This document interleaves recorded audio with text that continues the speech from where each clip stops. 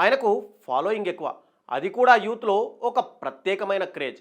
మూగబోయిన సభలో కూడా కేరింతలు కొట్టించగల సత్తా ఆయన సొంతం. అందుకే ఆయన ఎక్కడికి వెళ్ళినా సందడే సందడి. కానీ ఆయన ఉన్నట్టుండి సీరియస్ పాలిటిక్స్ స్టార్ట్ చేశారన్నది హాట్ టాపిక్గా మారింది. తెలంగాణ రాజకీయాల్లో మేడ్చల్ ఎమ్మెల్యే మల్లారెడ్డి పరిచయం అక్కర్లేని పేరు. ఏదో ఇష్యూలో నిత్యం సోషల్ మీడియాలో చక్కర్లు కొట్టే మల్లారెడ్డి రాజకీయ భవిష్యత్పై రకరకాల ఊహాగానాలు వినిపిస్తున్నాయి. అవేంటో ఒక్కసారి చూసేద్దాం.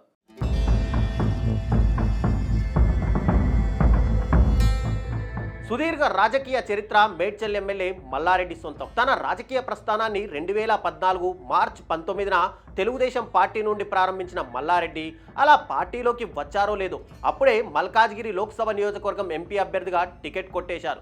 ఆ ఎన్నికలలో విజయాన్ని అందుకొని పార్లమెంట్ సభ్యుడిగా ఎన్నికయ్యారు. అంతేకాదు తెలంగాణలో తెలుగుదేశం పార్టీ తరపున గెలిచిన ఏకైక పార్లమెంట్ సభ్యుడు కూడా అప్పుడు ఆయనే కావడం విశేషం. ఇక ఆ తర్వాత తెలంగాణ నినాదం మారుమ్రోగుతున్న వేళ 2016లో టీఆర్ఎస్ పార్టీలో చేరి 2018 తెలంగాణ శాసనసభ ఎన్నికల్లో మేడ్చల్ శాసనసభ నియోజకవర్గం నుండి ఎమ్మెల్యేగా గెలిచారు. 2019లో కేసీఆర్ రెండవ మంత్రివర్గంలో కార్మిక, ఉపాధి, శిక్షణ కర్మాగారముల నైపుణ్య అభివృద్ధి శాఖల మంత్రిగా ఛాన్స్ కొట్టేశారు. గత బీఆర్ఎస్ ప్రభుత్వంలో మంత్రిగా పనిచేసిన ఆయన తన మాట తీరు, అదిరిపోయే డైలాగులతో అందరికీ సుపరిచితమే. అయితే ఇటీవల ఆయన బీఆర్ఎస్ పార్టీని వీడి పక్కచూపులు చూస్తున్నారనే గుసగుసలు వినిపిస్తున్నాయి. ఇటువంటి తరుణంలో తాజాగా మల్లారెడ్డి తిరుమల టూర్ రాజకీయ వర్గాల్లో చర్చనీయాంశంగా మారింది. తన పుట్టినరోజు నేపథ్యంలో మల్లారెడ్డి తిరుమలకు రాగా తిరుపతిలో కూటమి నేతలు మల్లారెడ్డికి స్వాగతం పలుకుతూ ఫ్లెక్సీలు కట్టడం రాజకీయ చర్చకు దారితీసింది.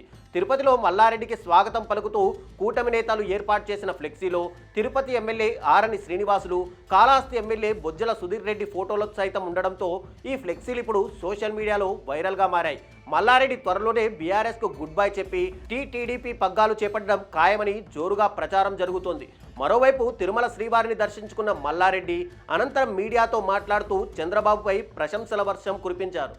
ఏపీని సీఎం చంద్రబాబు చాలా బాగా అభివృద్ధి చేస్తున్నారని, ప్రధాని నరేంద్ర మోడీ కూడా ఏపీకి లక్షల కోట్లు కేటాయిస్తున్నారని చెప్పారు. గతంలో ఏపీలో భూములు విక్రయించి తెలంగాణలో కొనుగోలు చేస్తే చంద్రబాబు వచ్చాక అంతా రివర్స్ అయిందన్నారు. తెలంగాణలో భూముల రేట్లు పడిపోయాయని చెప్పారు. అయితే మల్లారెడ్డి చేసిన తాజా వ్యాఖ్యలు రాజకీయంగా తీవ్ర చర్చకు దారితీస్తుంది.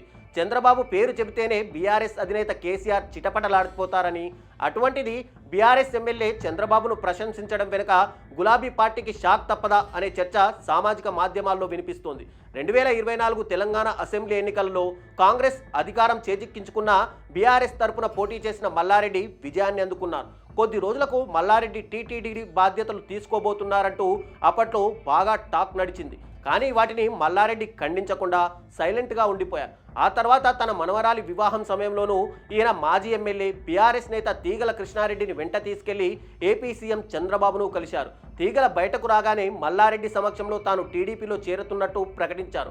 అప్పటి వరకు సైలెంట్గా ఉన్న మల్లారెడ్డి మరికొద్ది రోజుల తర్వాత మీడియాతో మాట్లాడుతూ నాకు రాజకీయ భిక్ష పెట్టింది టీడీపీ, అందుకే చంద్రబాబును కూడా కలిశా, పెళ్లికి ఆహ్వానించానన్నారు. తీగల కృష్ణారెడ్డిని పక్కా వ్యూహంతోనే చంద్రబాబు వద్దకు తీసుకెళ్లారని, వివాహం అనంతరం టీటీడీపీ పగ్గాలు మల్లారెడ్డి చేపట్టబోతున్నారని అప్పట్లో వార్తలు హల్చల్ చేశాయి.